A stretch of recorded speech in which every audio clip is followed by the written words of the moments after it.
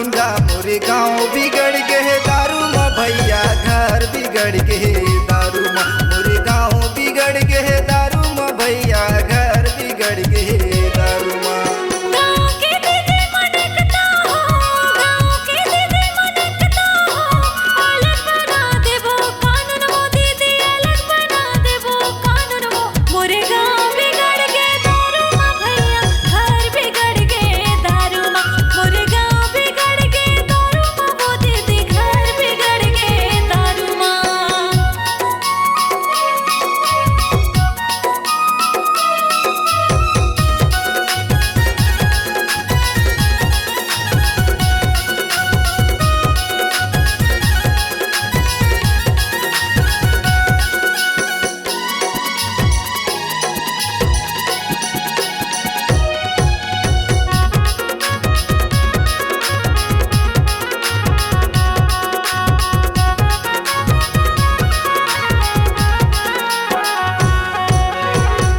निकाला थे पैसा भैया दादा निकाला थे बोतल बेटा डाला थे कप माँ भैया बहुरिया करा थे टोटल।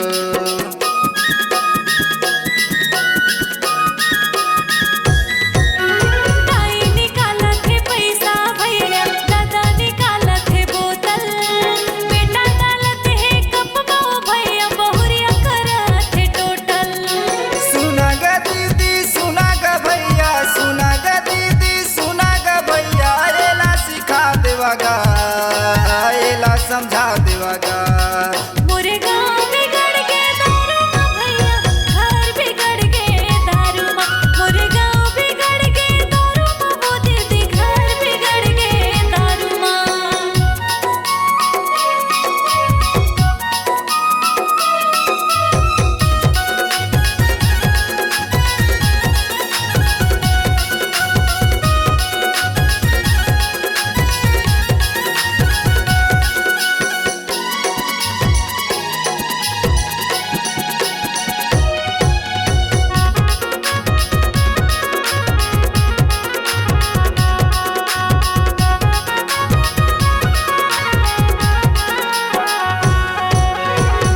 बेचा के घर बेचा के ककरो कहना निमाने कुछ कहीं कही दे ले संगी डंडा लेके कुदाते।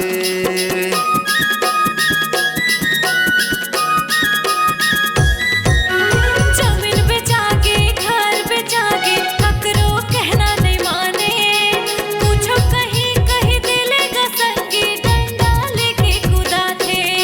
सुना गा दीदी सुना गा भैया सुना गा दीदी सुना गा भैया एला सिखा देवागा एला समझा देवागा मोरे गाँव बिगड़ गए दारू माँ भैया घर बिगड़ गए दारू माँ मोरे गाँव बिगड़ गए दारू माँ भैया घर बिगड़ गए दारू माँ।